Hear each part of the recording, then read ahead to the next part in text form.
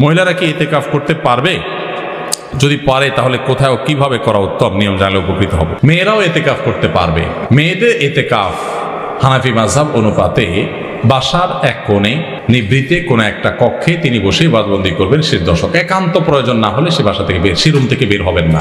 Toilet যদি বাইরে থাকে তাহলে সেজন্য বের হবেন, এছাড়া ওখানে বসে ইবাদতবন্দি করবেন। যদিও অন্যান্য ওলামা একরাম, যেমন সৌদি আরব ওলামা একরাম, তাদের মতে মসজিদে মেয়েরা ইতিকাফ করতে পারে এবং সেক্ষেত্রে মেয়েদের জন্য সেরকম নিরাপদ, সেরকম পরিবেশ থাকার শর্ত তারাও দেন।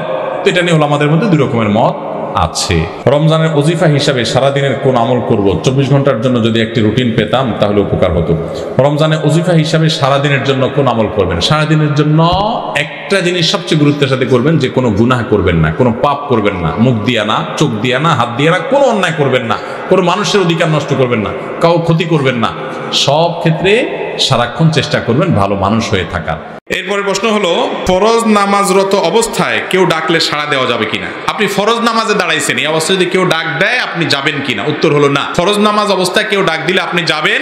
আপনার মা যদি ডাক দেয় এবং সে ডাকটা শুনে আপনি বুঝেন যে মা কোনো বিপদে আছে এবং জরুরি ডাক দিচ্ছেন, সাধারণ কোনো ডাক না, তাহলে তাড়াতাড়ি নামাজটা সংক্ষিপ্ত করে চলে যান। আর যদি নফল নামাজে থাকেন তাহলে মায়ের ডাক শুনলে নামাজ বাদ দিয়ে চলে যেতে, নামাজ ছেড়ে দিয়ে, নফল নামাজ ছেড়ে দিয়ে মায়ের ডাকে চলে যেতে হবে। যদি বুঝেন যে মা আপনাকে সিরিয়াসলি কি করছে, ডাক দিয়েছেন কোনো দরকারে, কোনো প্রয়োজন হয়েছে, কোনো ঠেকা হয়েছে, তখন নামাজ বাদ দিয়ে চলে যেতে। আর যদি আপনি নামাজরত অবস্থায় ফরজ হোক দেখতেছেন কোনো মানুষ বিপদে পড়ে গেছে, একটা বাচ্চা পানিতে পড়ে যাচ্ছে, তাহলে নামাজ বাদ দিয়ে আপনি তার জীবন রক্ষা করুন। কথা বুঝতে পারছে?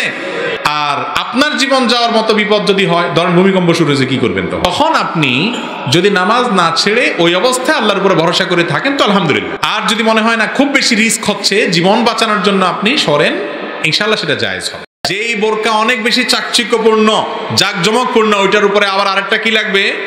বোরকা লাগবে। কারণ বোরকার কাজই হলো, আল্লাহ বলেছেন ওয়ালা ইউবদিনা যিনাতাহুন্না, নারীরা তাদের সৌন্দর্যকে যার কাছে, বাজারের লোকের কাছে, রাস্তার লোকের কাছে প্রকাশ করে বেড়াবে না।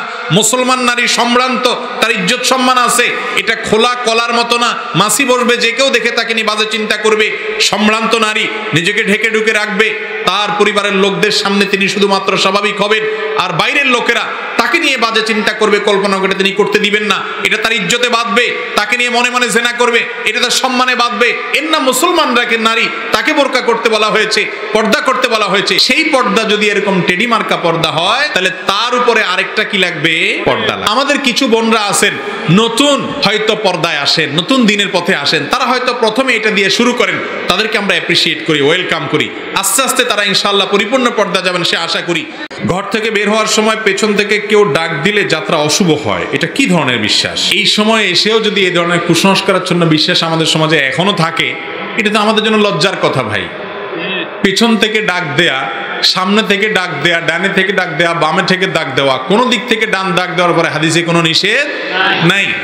অতএব কেউ যদি মনে করে যে আমার পিছন থেকে কেউ ডাক দিলে আরে পিছু টান হয়ে গেল, তাহলে আমার সামনে আর বোধহয় ভালো কিছু নাই, এরকম কেউ যদি বিশ্বাস করে, তাহলে সে এই ডাকের মধ্যে যে ক্ষতি আছে এটা বিশ্বাস করলো, এর ফলে সে একটা ছোট শিরকে লিপ্ত হলো। যদি বিশ্বাস করে যে পিছন থেকে ডাক পাইছি, হায় রে, তাহলে আজকে কপালে খারাপ আছে, বাইরে হওয়ার সময় ঝাড়ু দেখছি, সর্বনাশ, কাকের ডাক শুনছি বাইরে হওয়ার সময়, সর্বনাশ, তাহলে শেষ, শনিবারে বাইরে হয়েছি, তাহলে সৈন্যই পাইছে আমারে।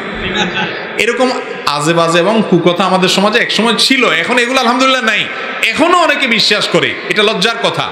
মুসলমান মনে করবে তার লাভ লস এগুলোর মালিক কে? আল্লাহ।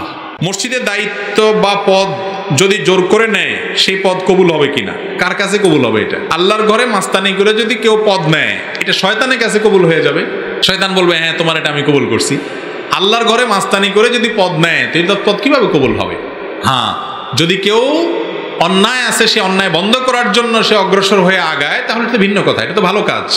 কিন্তু মনে রাখবেন, আল্লাহর ঘরে জবরদখল করে ঢুকা, মাস্তানি করা, মাতবর সাজা, সভাপতি সেক্রেটারি হওয়ার জন্য লাফালাফি করা, অথচ নিজের নামাজের খবর নাই, ইমান আমলের খোঁজ খবর নাই, নিজের মুসলমান হওয়ার খোঁজ খবর নাই।